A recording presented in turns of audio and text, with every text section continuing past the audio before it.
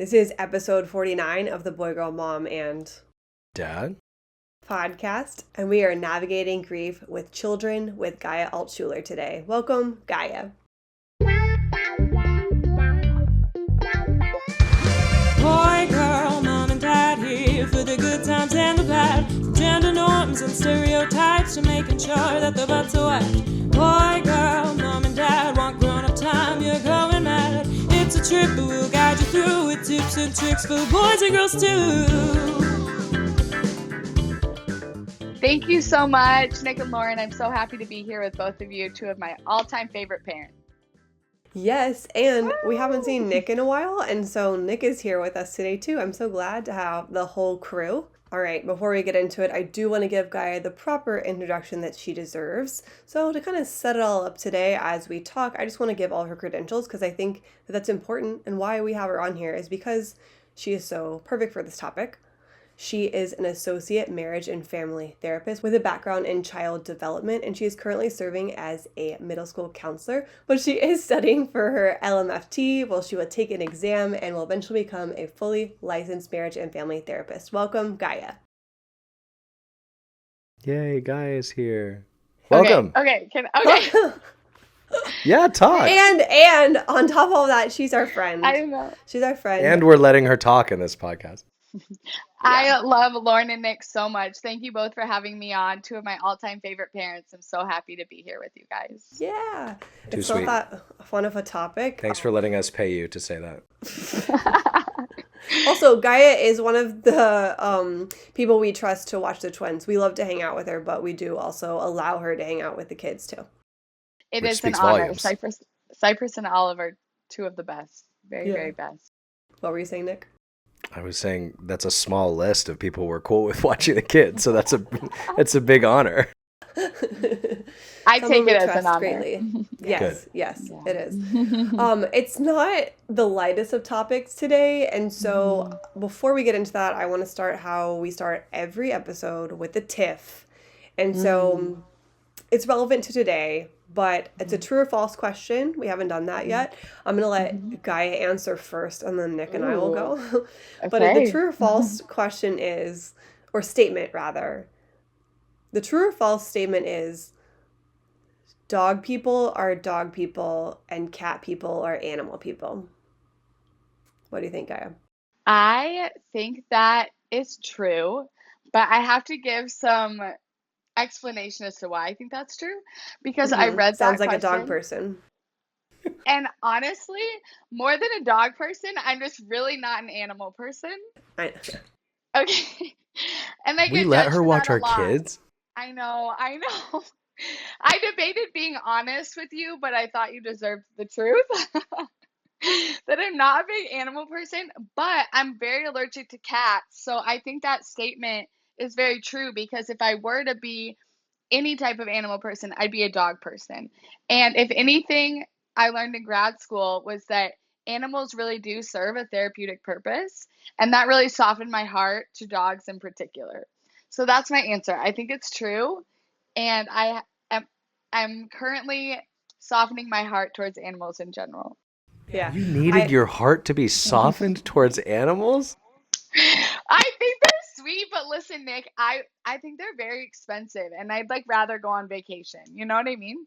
Vacations are expensive. What are you talking about? I think I was just going to bring up one time when you said, I'd rather spend $200 on a pair of jeans I can rewear than how I talk. Oh. But I will take the ownership. I think that's on me. I don't think I have the heart connection with the animal. So it's a personal thing. But You Nick, know why what? don't you share how you're feeling? Yeah. Well, before he does, I was going to say, I feel like you are so in tune to people. I think that people can be animal people, but, a lot of times, not a lot of times, but if there's a party or something and there's an animal, a lot of times I'd rather just be on the floor petting the animal than talking to people, because it exhausts me, and I feel like a lot of the times I don't have the capacity for small talk, and I'd rather have a deep conversation. It's hard to do. Plus, I can't hear, now that I have my hearing aids, it's better, but I just a lot of times couldn't understand what people were saying, and I have to be like, there's only so many times you can say What did you say? What? Yeah. So anyway, Do you think there's some like underlying narcissism there? Like you want the animal to just listen to you, but you don't really want to hear anything the animal has to say back, you know? I would say No, we Lauren. both sit in silence. Yeah, there you go. I really appreciate you helping justify and rationalize my answer. That means a lot. Because it needs it. So thank It you. needs it. Nick, did you have something to say? Yeah. Can you read the statement again? True or false? Dog people are dog people and cat people are animal people. I'm going to say, based on logic, that's false. Because I'm a dog person that also loves other animals. Okay? So if I say true to that statement, I have to say that because I'm a dog person, I don't like cats. No. Which is not true. No, it's saying like that cat people also like dogs. It's just that dog people don't usually like cat. Right. And that's what I'm saying is incorrect for me because I also like cats. I may or may not have owned a snake when I was in college. Oh. Okay, so Mic I like drop. pets. Yeah. Yeah. You have only been a dog person for 6 years, so I'm going to say you grew up with cats, and so I'm going to say that you are proof that the statement is correct. But if that's your stance that you are saying it's false, that's cool too. Your opinion is yours. Yeah, I think I'm saying it because if I were to tell you whether I'm a dog or a cat person today, I would say I'm a dog person. But I am not so much of a dog person to make that statement true that I don't like other animals. That's my point. Yeah, you're proving my point, but cool. Let's keep going. Because I believe that statement is true. And The Tiff, making Lauren right since 2022. I think it was 2023. See, there it is again. We gotta be right. We gotta be right. Oh Anyway. my gosh, I love you guys. Okay.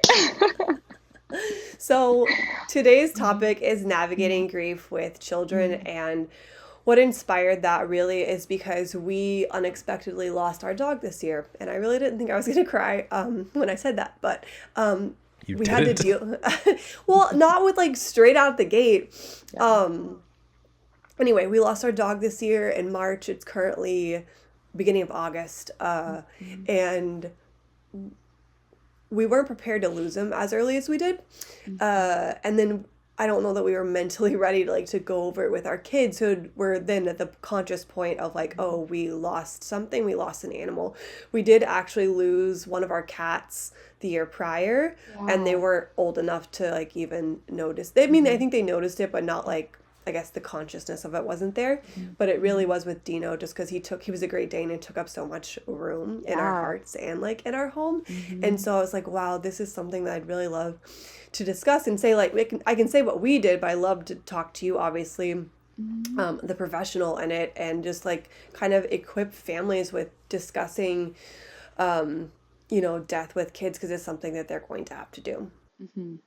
Absolutely. No, I'm so honored to be here and chat. There's so many tangible things you can do, and I think those are so important to rely on when you're going through your own grief process as a parent. Your own grief doesn't stop just because you have to help the kids grieve as well. So I'm excited to jump into some of that today. But I am curious, maybe we could start by you sharing a little bit about how you guys did walk through that journey with Dino. I know it's an active journey that you're still walking through, but kind of what that grief initially looked like.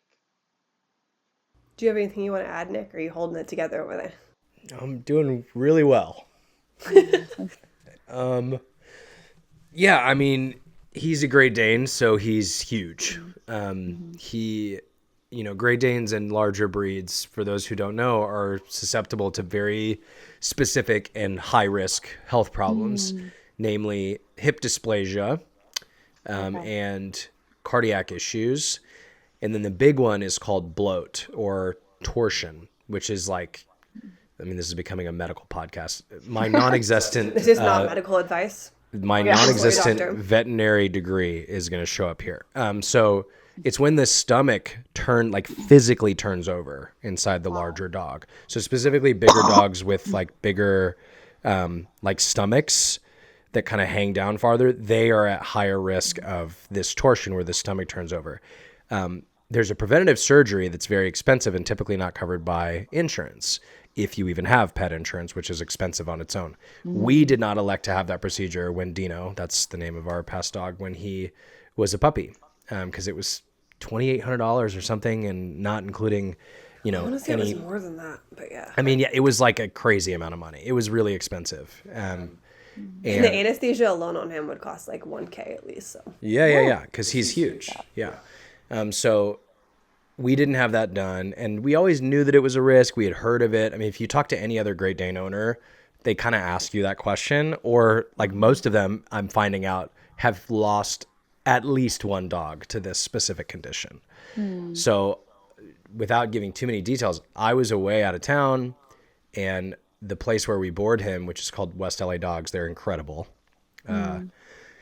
They called me and were like, hey, we're taking him to the hospital right now. He's showing symptoms. And we had him checked out the week prior for smaller symptoms. And the vet said, no, he's fine. It doesn't look like it's torsion or bloat. So they brought him in. I'm still out of town. And like the emergency vet needs thousands upon thousands of dollars to start his surgery. Thankfully, we had pet insurance, but they don't really reimburse you until like the very end. So we had to shell out more money than we've ever had to shell out to keep this animal alive.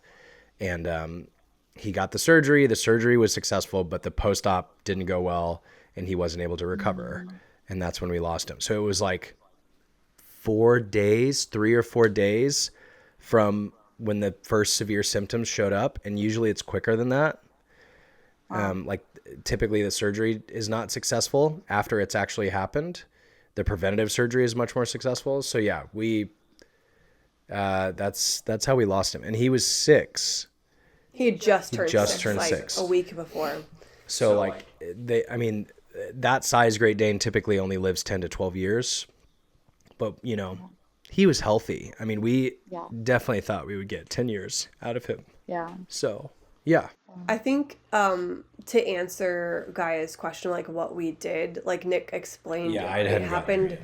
No, that was helpful context. That was important. It happened so quickly. One thing we did from the very beginning was just like be direct with it, and say like Dino is sick. The doctors are trying to help him. And then when he died, I mean, they didn't know. We had friends who came over while we like put him down, who were with the kids while we did that. And we were just whenever we ended up telling the twins, we just said like, hey, Dino died. The doctors tried to help him. He's not coming back. And so I think that was obviously hard to tell a 2-year-old that, but I think that was really important to us, just to be direct and not give fluffy words, because it's already kind of a hard concept to understand. And so just being direct was something that we did right off the bat. Also, we brought them in, which I would highly encourage you to do if you think your pet may recover. We brought them into the hospital, the veterinary hospital, while he was in recovery, not yet with knowledge that he would pass, but with full knowledge that it was very high risk and he could have. And we almost didn't bring them, but I'm very happy that we did. So they had, they were able to say goodbye. Yeah. But obviously that's not something you can always have. No, I'm just saying, if you have the chance, take it. Yeah, for sure. But Gaia, how do you deal with grief and middle schoolers? So obviously they're older, they can understand a bit more. Do you like the direction that we took with the twins? Like, what do you think? Yeah, I love the direction you took with the twins. I think there are a lot of common threads between how toddlers grieve and how adolescents grieve, and there's differences as well. I love what you were saying about using direct language, being really clear and concise. Honesty is so important, and I think where the difference comes in is the developmental appropriateness, right? So what you're going to tell a 2-year-old versus what you might tell a 10 to 12-year-old are going to be different versions of the same story. I think that's what's important to recognize is the facts are the facts. You just may give more facts to a 10-year-old. But I think that something I've been really privileged to learn from middle schoolers. I never thought middle schoolers would have my whole heart as much as they do, but something I've really learned from them is the depth of emotion they can feel and the level of pain that they can experience. And I think sometimes we chalk it up to, oh my gosh, they're kids, they're constantly having big emotions, but there's such a just an honesty and a vulnerability to the pain that they experience and the different types of grief that they experience. I think in a child's life, especially at a middle school age, grief might look like a friend going to a different school. It may look like moving cities. It may look like losing a pet, like we're talking about today, or it might be a different, more intense form of grief, losing a parent or a grandparent. And the just all those different forms of grief have really taught me to create space for middle schoolers. And I think that's what's maybe unique about middle school versus toddlerhood is that they can internalize emotion a little bit easier, where in being when you're a toddler, it's kind of you're just saying what you're seeing and maybe not fully grasping, but in that adolescent period they can grasp a little bit more. So I've really just taken it to be such an honor to create that space for them, and really honor their grief. And I could tell lots of stories, but one of the ways I've honored grief with a client who lost their dog was we wrote their dog a letter just thanking their puppy for all the memories and sweet times that they had together, all of the different lessons they learned from their dog, or just like sweet memories that they had together. And that's just one way we've created space, or even honoring, like I would love to hear today, like this, some of the sweet stories that you had with Dino. Like what are some of the memories that you're going to hold really close to your heart for a long time? So we can get more into tangibles, but I think working with middle schoolers has just really taught me that it's an honor when they give you a window into their grief, right? And I don't ever want to take that for granted, and really use that space to honor what their grief process looks like, because each kid, each adult, we all grieve so differently. And that's the beautiful part about grief. So that's kind of what my time with middle schoolers has taught me. Something I'm hearing that you're saying is like lean into holding space for the grief that exists. So like don't push it off. Not only tell the story of what may have happened to cause it, but hold space for it as well. Yeah, I absolutely really, really encourage kids, parents alike to not rush a grief process. Oftentimes you may have heard the analogy, it's used a lot, that grief is often compared to like waves or the ocean, right? Like there's days where the ocean is really chaotic, the waves are huge. I think surfer language, I'm not really well, I have a great understanding of it, but my understanding is waves come in sets of three, and there'll be like three big waves, and then the ocean will get really calm for a minute. And oftentimes grief is really compared to that same experience. Like there will be days when the grief washes over you like a really, really big wave, and there's just nothing you can do about it other than just like sit in it and let it take you on the journey. And there's other days where the grief isn't really present and it feels really calm and you're having a really normal day. And one of the things I really stress to kids and parents alike is let that be exactly what it is. If you're having a good day, have a great day. It doesn't mean you miss your pet anymore. It doesn't mean you aren't missing the loved one that passed, or that grieving experience isn't real and tangible to you. But there will be another day where the grief feels really like it just overcomes you and it stops you in your tracks. And on those days, make space for that, honor that. And I think that analogy just really helps create that space. Like no matter what kind of day you're having, have that day. It doesn't make the grief any less big or less important than it is, right? And I'd be curious to know, kind of as parents, I have found that modeling your grief journey to your kids is really beautiful too. Like if you're having a sad day and maybe the tears are flowing, not holding those back, or, toddlers especially are very quick to be like, Mommy, what's wrong? Daddy, you're sad, and labeling it. And so how did you respond on the days that the grief felt really big and overwhelming? Did you try and hide it from the kids? Did you bring them into the journey with you? I think we definitely brought them into the journey with us, Yeah. because for a while, if I would cry after that, or even like now, not as much. I don't cry a lot or anything, but just kidding.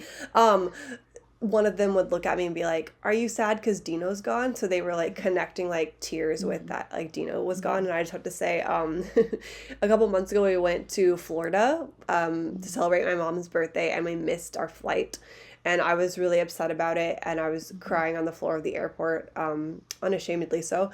And Cypress like patted me on the back and was like, "It's okay, mommy, you're gonna feel better soon." I'm like, "No, I won't." He wanted But to fix it. Yeah. he wanted to fix it, and I think that also just says like, okay, cool, I am doing something maybe a little bit right with like he can, or both of them can like acknowledge emotion and connection there. Absolutely. What she didn't mention in that story is that I was the reason that we missed the flight, which is very uncommon, but she was a little bit annoyed with me, understandably. So, yeah.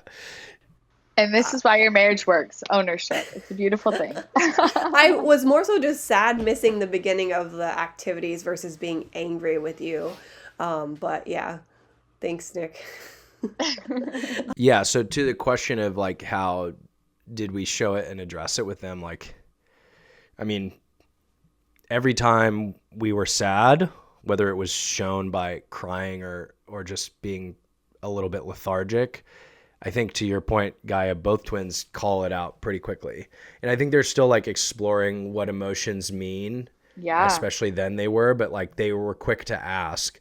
And in many cases, especially right after, they were saying, "Are you sad because Dino died?" And so, yeah, we like, those are little tiny proud moments, I think, for me, because like, Yeah. I think that's them beginning to understand what that means. And why he's not around, and then connecting it with some sort of sadness with us. Yeah. So we called it out. I mean, we still keep Dino's, he's got massive beds, one downstairs and one upstairs. And they like kind of have become jump and crash pads for the kids. Yeah. But they still recognize them as Dino's bed. They still call them Dino's bed, and know like they ask questions about like, "Oh, is Dino coming home?" And sometimes they answer their own question. They say, "Oh no, Dino went to a doctor. Doctor couldn't fix Dino, and Dino died." Wow. Yeah. So yeah, they are like, I don't think they fully get it yet, but I like that they have started down that journey, and I think we've helped them with that, because I don't think we ever really specifically talked about it. Lauren, correct me if I'm wrong, but like, I think we both kind of knew this is not something we even can hide, let alone if we wanted to. Well, I think I never thought about just like not talking to them about it. I think I knew from the beginning I wanted to be direct versus just kind of like, yeah, Dino's gone, he's not coming back, just because I think you might think sometimes a kid is too young to hear about something. Yeah. And I think within reason, use your best judgment as a parent. But for this, it's just like, I would rather talk to them about it. And there are some things you're like, oh, that's a lot. Like, we have to talk to them every time that Nick or I like go to the doctor and be like, Yeah. it's going to be okay. Like, we're not like currently sick right now. Like, we're going to come back. So I think that's a narrative that we have to discuss. And even like them going to the doctor, we have to remind them like, hey, the doctor's here to help you. Yeah. Dino had another issue that was going on. Like, it's not the same scenario. And actually, Gaia, I've been reading the book for our book club. It's How to Raise Mentally Strong Kids. I'll link it. And I had to rewind it. Well, sorry, because I'm listening to it, not reading it. Because I really wouldn't be done with it in time if I was reading it. But I was listening to it now. And I rewound it. And because it said, and I wrote it down so I'd say it right, but by the age of 3, which the twins will be 3 in October, a baby's brain has formed 100 trillion connections, about twice as many as adults have. And during this time, if something happens, whether it be good, they definitely take pride for it. But if something bad happens, and that involves also losing a parent, losing a sibling, a pet, if it's not discussed, they can often take forever for the rest of their life that part of it was their fault. And so I think it is something important like to discuss. And that is also during this age, the brain is the most adaptable and able to like do new, like master new skills, and the brain will never be like that again. So I kind of was like, okay, obviously kind of heavy for a child, but hopefully this will help them master these types of feelings moving forward in their life and like set them up for success in that. Okay, one thing we love to use to help our kids learn about emotions and self-regulations are Slumberkins. And so we have an alpaca and a hammerhead shark, and they each have different meanings. The alpaca's book and whole thing is like stress relief and worry. And then hammerhead shark, as you kind of guess from a sharky shark, is that about anger and being mad, and that mad's not bad. And so they also have some with grief. I believe that it's the Sprite one that's grief, but they have lots of different things. You can have your kids take a quiz, or you can buy something based on an experience you just had. So like us losing a pet, we could have done the Sprite and the grief and just learn and process grief and missing people, and just helping them learn emotions now so they can use it as they grow and get older and be equipped for life. You can try out Slumberkins for yourself with code BGM15 and get 15% off. So check them out. Let us know which one your kid loves, because they're so cute and fun, cuddly. They stay in their bed. They love them, and I know your kids will love them too. Use code BGM15 for 15% off.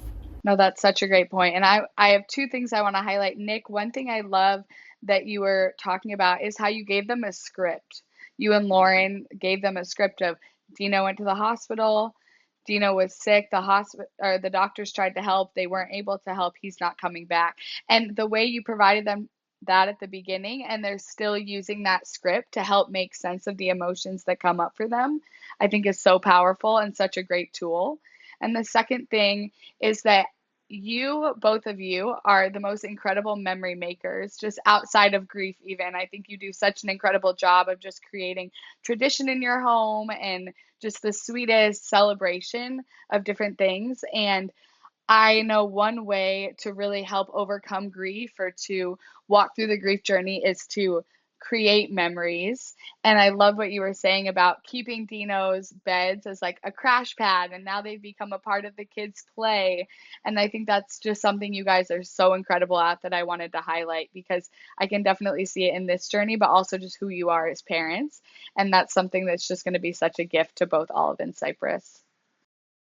Thank Something you. that, yeah, thank you guys. You can just call this podcast Crying for an Hour. New title, Crying for an Hour.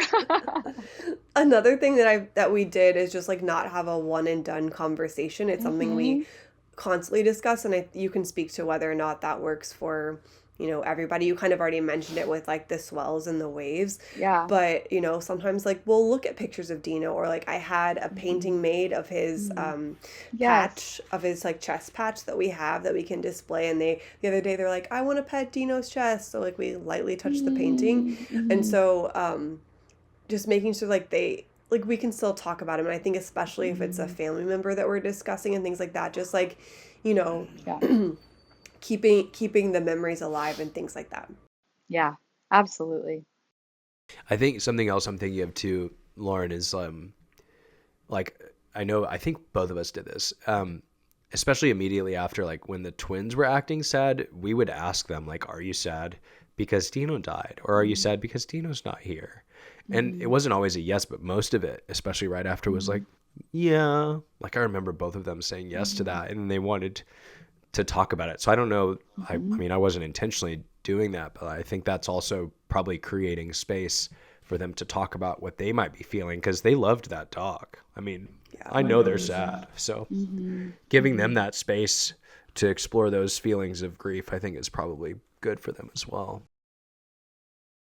That kind of reminds me, Lauren, of in the course that we took, the Birds and the Bees Yeah. course, which was all about talking to kids about that topic. And I think you can take one of the concepts that they shared in that and apply it to grief and this topic we're sharing about today, which is called the drip effect, which is where you slowly over time check in with them, create new language. Like it's an ongoing conversation. Like you said, it's not a one and done conversation. And I think that's really special, even in the fact that, like, if we think about this situation with Dino, what they understand at 2 years old, as they grow up, you'll be able to share more of the story of what happened to Dino, and then it was unexpected, and a little bit more about what the sickness was. But that's not developmentally appropriate right now. But over time, that will become a really powerful part of the story that you're sharing.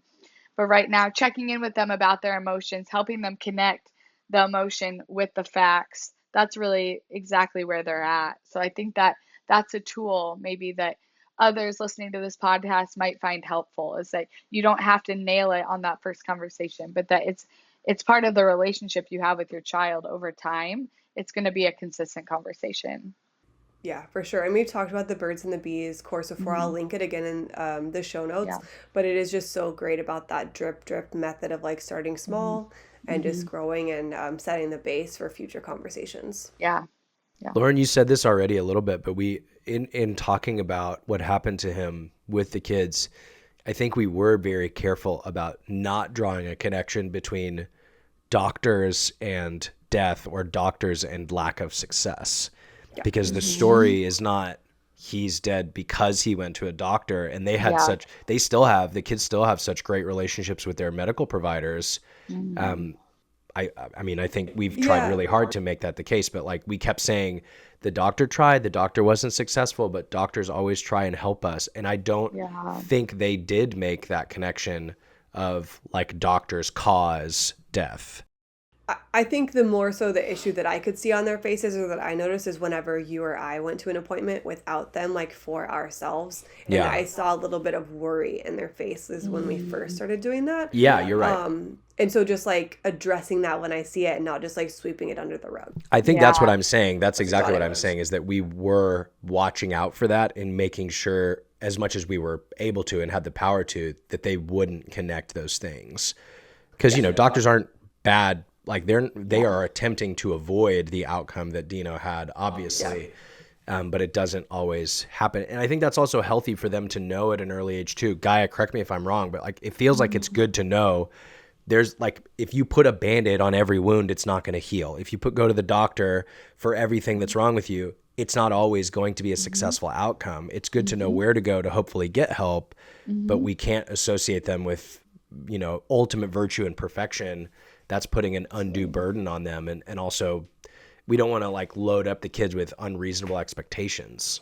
Yeah, I absolutely agree with you, Nick. One of my favorite quotes that I use often is, almost anything, you can conquer almost anything in the context of a healthy relationship. And I think even if you have to share hard truths, hard facts, go through hard, challenging times as a family unit, the protective factor you have is your relationship with your kids, is that you are willing to lean into hard things. You are present when things get hard. You don't retreat. You don't hide things. And so through that relationship, you're really able to conquer all of those things, so that when they look back and they're maybe reflecting on this challenging time, the first thing that's going to come to their mind is, Mom and Dad were so present. Mom and Dad were able to help me through my grief. It's not that they could take it away, but they were in it with us. And I think that's kind of what you're sharing. I also was thinking too about the power of play with toddlers. And I don't know, have you guys ever played doctor when they're getting ready to go to the doctor? Oh yeah. Mommy and daddy are going to the doctor. I feel They've like got a that's little great stethoscope and a little like oversized syringe thing. Yeah, they play all the time. Yeah. Yeah, that's a really, Or using their dolls, yes, as like talking to their dolls, whether it be about them, because you know that's really positive, or when I need them to do something, like let me change their diaper after the night, like I'm like, okay, I'm gonna do it to the doll first, or I do it to everybody. Yes. But also to your point of like playing, like if you're going to the doctor or something like that, to kind of mend if whatever like question they have about doctors. Yeah, let them work it out in play so they can ask the questions, but it's not them. It's like a other scenario that's outworking itself. Yeah, just the other day, Olive put on her like little kitchen apron and got the stethoscope and came up to me and she said, very intentionally, she said, "I'm Dr. Olive." And I said, "Hello, Dr. Olive." And then she said, "Let me check your ears," and grabbed my head. It was so cute. But yeah, we do that with them sometimes. I feel, like Nick said, like very lucky to have like doctors that we love for like everything here, because it just wasn't the case for me in Dallas. And I know that it's not the case for everybody. I feel very lucky. But shortly after Dino passed, Cypress had to go. He had like an ear infection or something. I don't remember. And the doctor was like, "Oh, there's a dinosaur in your ear. And there's a dragon in the other one." And so he still talks about that, and it's still just like a fun little thing that, you know, it was kind of a hard time. And I don't even know if it wasn't our regular doctor because he was out, but I don't even know if she knew how much that helped him in the moment. But it did. I love that. I think that literally that moment happened when I was with you guys last week, Nick, Yeah. didn't it? Yeah. Oh yeah. Yeah. That's so fun. Yeah, still reliving months later. Yeah. Yeah. Yeah, we have excellent and there obviously are great doctors in Dallas as well, but the ones that we had were not, we didn't experience the amount of joy and professionalism and help that we have with the ones we've got here. So yeah, huge. I would say to other parents, if you're feeling like, oh, I can't do much more and the kids aren't really excited about the doctors and I don't love them, like feel empowered to explore your other options, Yeah, for sure. I didn't feel the connection I had to mine like I do here in LA. And maybe because I've gone through more things here, but definitely try and see what you can find because I think it's worth it. I mean, the birth of twins, no big deal. That's like a tiny little medical procedure. Not a big deal. Small, very small. This topic I wanted to discuss, obviously, because we lost our dog, but I feel like I just turned 33 this past week, and I feel good about it and like going through this part of life. Yeah, but I also feel like I'm entering into the age of death and divorce, and so it kind of scares me. Yeah. And just looking back at my own life, I lost 3 of my 4, now 5 grandparents very early. My mom's mom passed before I turned 3. And then my dad's mom and then my mom's dad passed when I was in elementary school. And then my dad's dad, my grandfather, passed when I was in college. And then my Mimi, who he married later after my grandmother passed, is still with us. But my point is that I was, exposed to death very early. And I don't know what could have been done then, because I think my parents did a good job of talking to us about it. And it's obviously different than losing a pet, unless we're to say all dogs go to heaven, period. But when you're losing, as a Christian, like growing up, it wasn't really a bye, it was a see you later, see you soon type of thing. And like my parents did great, like talking to us about it. And I know whenever my Grandma died, my mom's mom, she had like what she called a Grandma Bear made, and people still do it today, but it like took one of her shirts or something. I'm trying to remember. Mine's pink. Yeah. It's still in my room, and just a way to kind of memorialize that. And then my mom specifically, but both of my parents love to do kind of like a Dia de los Muertos every fall, and just kind of like talk and like honor those we've lost. So my point is though that like I don't know that I realized what I lost, like what I truly lost that early until like later on. And so I don't know what I could have done differently, but like if you were speaking to little Lauren, like what would you have said maybe to kind of, I don't think like close the loop, but it kind of just like hit me like smack in the head, like I don't know, probably like 10 years ago. But what would you have said to you can still Lauren? talk to little Lauren, or Lauren now? Yeah. She's still in there. You can still talk to her. She is still in there. I love that. It's so true. Yeah, that's such a beautiful question, and I think one that a lot of us wrestle with. I think we can all point to losing a grandparent, particularly at an earlier age, and not really understanding. I can share in that with you. I lost a grandfather and a grandmother in particular, like when I was younger. And as an adult, I'm like, wow, I really wish they were here for this moment, right? Like I would love to ask them this question or get their perspective on this thing. And I think it goes back to exactly what I was saying earlier, that I just think there's such power in creating space, and recognizing the experience that for what it is in that moment, of, yeah, you lost them and that's really sad. I'm sad with you. I'm sad that they're going to miss out on some really big moments in your life, but I also know that they love you so much. And just recognizing that grief grows as you grow, right? So like it ebbs and flows and it morphs into different things. So like when you lose them in the moment, that's one version of grief. And then as a 30-year-old who maybe really wants to ask them about their perspective on something, there's that type of grief, or there's the grief of you didn't get to meet my kids and I really would have loved for them to have met their great grandparents.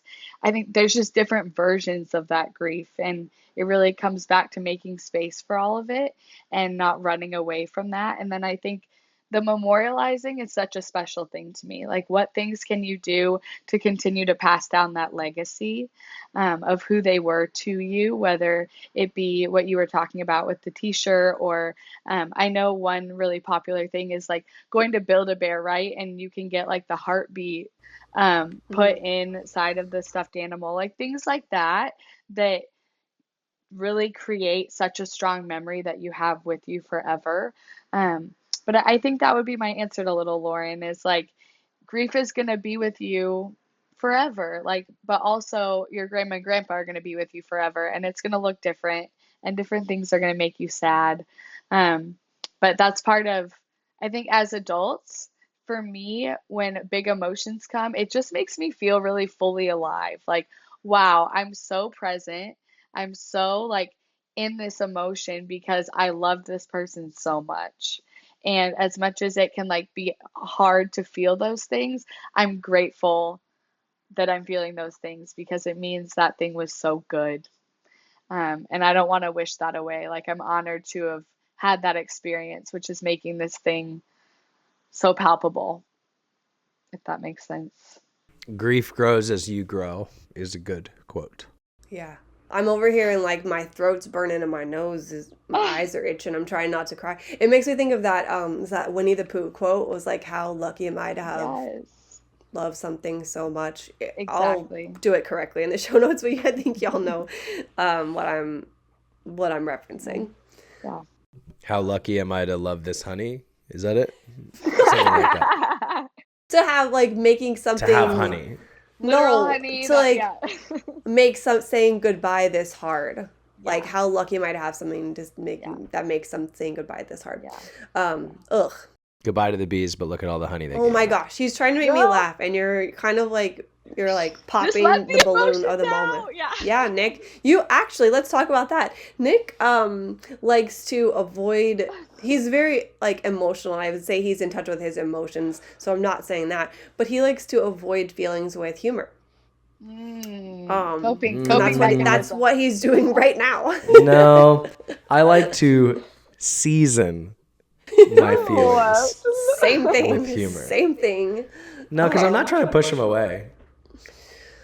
No, I agree. I'm with you, Nick. Honestly, I respond to things similarly, but Have you heard the one about the bear and the honey? oh my god. Never mind. You guys, Nick. I think now I'm gonna lose my train of thought. Choo choo. Not to rein us back in, but just for a second, I don't know if I know how to hold space as an adult for that.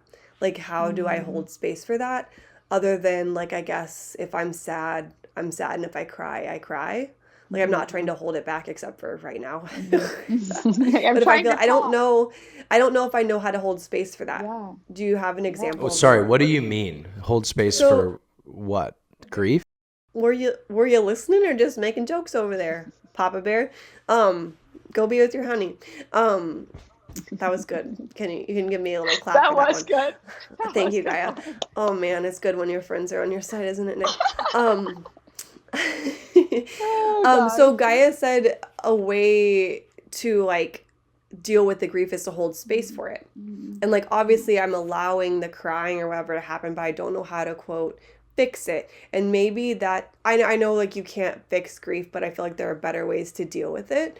And so I don't know if I know how. Does that make sense? That absolutely makes sense. And I'll speak for myself. Like, I'm a go-getter. I like to accomplish things. I like to cross things off an agenda. So there's a piece of me that treats grief the same way, right? Like, I used to have a phrase when I was going through some personal things in my own life where, like, Gaia, you have 24 hours to be upset. And then you better wake up tomorrow. It's a new day. All of these things in your life are so good. Don't let this one thing run over all of these good things. But it took a few friends that I dearly love stopping me and saying, like, why are you putting a timeline on your grief? Or why are you saying that you only get 24 hours to be sad? Like, Gaia, you are always a half are a glass half full person. You always have on rose-colored glasses. It doesn't take away from that part of who you are to acknowledge the depth of the emotion you're feeling today. So I don't know that there's a tangible answer I can give to you of like, this is what it looks like to sit and make space in your grief, other than I think it's more about, hey, grief doesn't have a timeline, or maybe it is just allowing the tears to flow and not having to have an answer or to cross off like, check, felt my grief today, like done, can move on to the next thing. But it's just allowing it to exist and knowing that just like the waves come, the swell comes, also it will even out for a minute as well. So it's not rushing that process. And yeah, maybe it looks like tears. Maybe it looks like journaling. Maybe it looks like going for a walk. Maybe it looks like pausing your to-dos and playing with your kids or connecting with your husband. It can look a lot of different ways, but I think more than how it looks, it's just truly allowing it to exist, which is not an easy answer for myself as someone who likes to cross things off the list and to be productive with my time and days. But I think that's where the power is just letting it be. And you said you like to be productive with your days, but I feel like dealing with your grief is productive. Yes. And then if you don't deal with it, you will become massively unproductive. So if that's a way to like kind of push you. That's so good. Lauren, can you say that again so you can hear it? Yeah. I thought you were actually asking me to repeat myself. No, I'm Hey, saying I am working saying on it, sorority okay? snaps. That was good, but also, did you hear what you said? You know what I mean? Yeah. Did you watch gosh. the show? Did you watch Shrink, Gaia? Oh my gosh, no, but multiple people brought it up to me. Well, I'm just thinking about it. It's a Bill Lawrence show, and he did Scrubs, Cougar Town. Best show ever, Scrubs. Scrubs is what Nick's referencing. Yeah, and it has what's his name? I see him. He's in How I Met Your Mother. What's his name, Nick? Oh man, I can't think of it. Anyway, his daughter is going to. it's Marshall in How I Met Your Mother. Yeah, I don't remember yeah. the actor's name. It's not Jason. Jason Segel. I don't know. Anyway, it's the show Shrink, and they are dealing with a loss, and his daughter, I can't remember if it's like she was assigned it or like, but she schedules like 20 minutes a day to like cry about this issue. So you see her like on her bed, and I feel like, okay, like I got it out for today, and maybe it's not 20 minutes, but I'll just like, if you need that time, you know, could be something that works. It's Jason Absolutely. Jason Segel. Oh, Google there we said go. yes. Yes. And I'm also thinking about, as far as like dealing with grief with kids, Nick, would you like to share the story of the family that we met in Florida?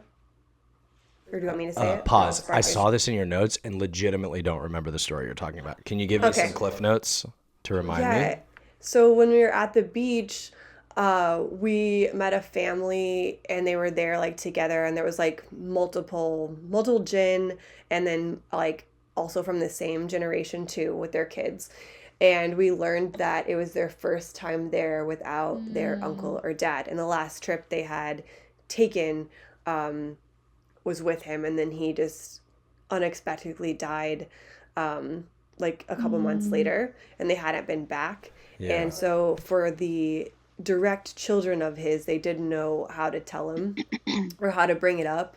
And then one morning, fairly after it happened, the little boy said, I had a dream and Daddy was with Jesus and he's not hurting anymore.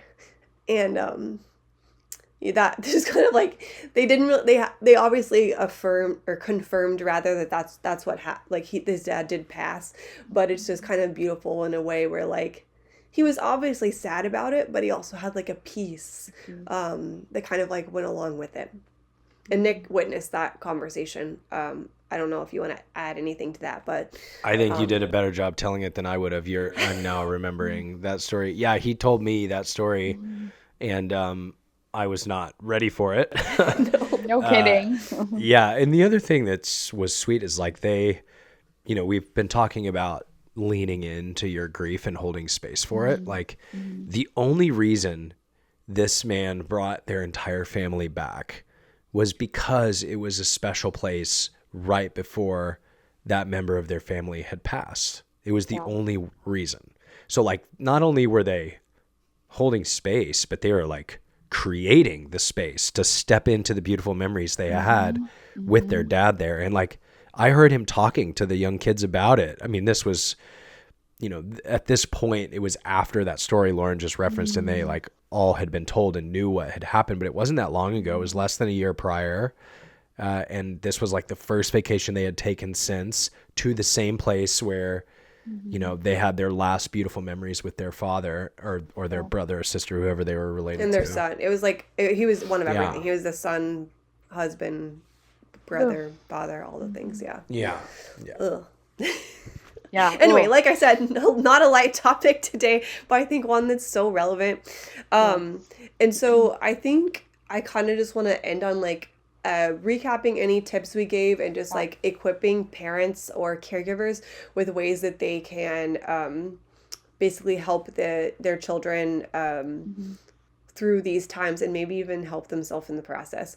So I wrote down like, be direct. You know, what we talked about at the beginning, say what happened. I actually had a conversation with my hairdresser when we were just in Texas, and she said, yeah, it's good to be direct, and you want to say died and death, even though it might seem harsh. She said, because if you say the word, there are a lot of like fluffy words you can use, but specifically the word past, even though it sounds maybe like, I was just texting a friend this week actually and say like, hey, did you see so-and-so passed? Because it just felt more cushiony, and I didn't want to say like straight up died, because it just is kind of wild to me that this person passed. And so it was kind of being sensitive to the fact that I don't know that she'd heard yet. But with kids, she was telling me in school, one of the little boys, like, grandma's had just died, and his parents had used the word passed, and the teacher passed out the papers, or gave back the papers, and said, you're great, you passed. And he was like, oh my gosh, I passed, like, I'm dying, like, it's just like, be direct. I know, but I'm saying, like, it's like, kids are so one track kind of at that time. Like, let's work on synonyms later and just be direct. Also, come on, English language. Let's not use so many different meanings for the same word, okay? I know, English is so hard. Do better. Yeah. I'm trying to learn French right now, and I'm like, everything has a different word. It makes so much more sense than this crazy language of English that we've learned first. It does, but with French, I'm like, Which I mean, pronunciation is a different thing, but like, they literally have different words for different things. It makes so much sense. Yeah.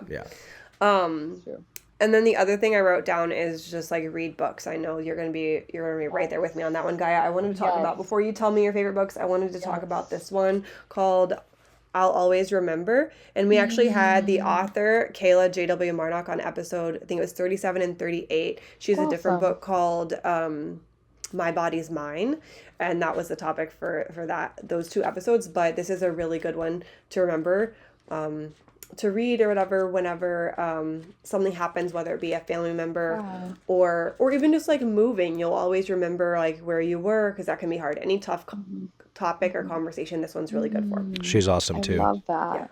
Yeah. I love that. I love how that's like it can be broad, applied to many different things. Yes. Yeah, I love books when working with kids. There's so many out there. There's truly a topic for anything you could need. But one of my favorites on the topic of losing a pet, I happen to have this one. It's called The Invisible Leash. And it's all about the invisible leash that connects you to your pet. And to your heart. So that's a really good one. There's also a website. Well, wait, I was going to say that it's also sad because the last thing that we did, which I think is also relevant to this, is after we told the twins, we took Dino's collar and his leash around the block one last time, just kind of like ceremonially. And with the twins. With the twins, yeah. And they held it. Each got to hold it, So anyway, just like a marker and just like a way to like work through it with them, and just like what's another word I can use? Just a memory symbol. There we go. Anyway, you're saying there's a website. There is a site, but before that, see, I told you guys, best memory makers ever. It's insane. The things you come up with. It's so beautiful. But there's also a site called Hooray Heroes, and it's where you can personalize books for like any topic. But I think that's a great way if you're trying to help a child through a specific grief journey. You can have a book personalized for them that's very specific to Dino and Olive and Cypress. So that's a site that has really great tools as well. And then I know grief can kind of not only be hard to make space for in your own life, but even to read about. And there's a book called Your Grief, Your Way. The author is Shelby. I can't remember her last name. I'll get the I can look info it up. for Lauren to add in. But it's really nice because it's just like little excerpts for each day. You don't have to read it in a linear way, but it's just like a little paragraph to inspire you or encourage you in your grief journey and give you some tangible tools for navigating it as an adult. So I found that to be a great resource when your capacity maybe is a little bit smaller than normal. So those are 3 different resources. There's so many out there. There's so many awesome books. But like we were talking about with play, sometimes books allow you to process something through someone else's story, which can feel safer when you're feeling really vulnerable in your own process. So I love it. And I really try to like get a book for everything, especially like whether it's fun or not fun. Like I try to get a book to where we're going, if we're going for traveling to a new place, or like they're about to start preschool. So I was looking for a couple like preschool books that we could do just to kind of like talk about and prep, because anything that we do, like we're losing our nanny, who we have loved for the past 2.5 years. And, you know, we've been talking about it every day. And so I feel like just the simple act of discussing and like, even like before it happens, obviously, especially with this topic, you don't know until it happens a lot of the time, but in ways you can prep your kids about like a transition and things like that. It's really great. And then also, I wish I had it out here, but I'm pretty sure it's by the same author. These had The Invisible Leash. There's one called The Invisible String, and it actually has twins in it. But oh, I love that. It's about how, not about twins, but just features it, which we love. And it's just how we're all connected. It's about like told from the perspective of like a mom and her kids, but then they talk about other family members and things like that. And I really love that one. I feel like there's a space one. Oh, right. I'll put it in the notes. So many good ones that I like. So many good ones. Yeah. Another use of a phrase that means multiple things. When you say we're losing our nanny, you mean she has another opportunity to take a job at a preschool. She's not dying. So Yeah. That's just another way people use that. That is a form of grief, right? Like she was very special to you guys for a long time. So. We've cried multiple times. She's an amazing human. Yeah. Yeah. And again, like there have been times I'm like, hey, how are you feeling? Or what are you thinking right now? I'll say to Cypress and Olive, and they have said like, I'm sad about Nanny Sarah. So yeah, just talking about anything helps. Just getting it out. And then discussing. Yeah. Anything else? Anybody? Nick, Gaia? I feel like we covered a lot of information in a short amount of time with a little bit of humor mixed into a really hard topic. So, which is necessary and important. Yes, it is. Thank you. It is, Nick. It is. Thank you so much, Gaia, for being on here. We really appreciate you and your time, especially as we gear up to go back to school. I know you're about to be busy, but thank you so much for taking your time.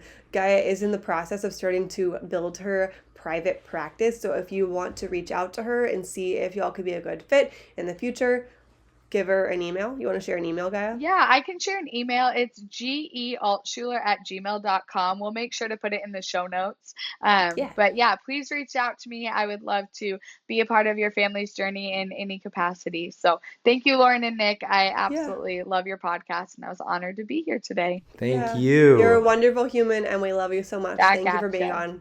Love you guys. Bye, y'all. See you next time. Bye. Boy, girl, mom and dad, gotta wash those butts together. It's a trip, but we'll guide you through with tips and tricks for boys and girls too.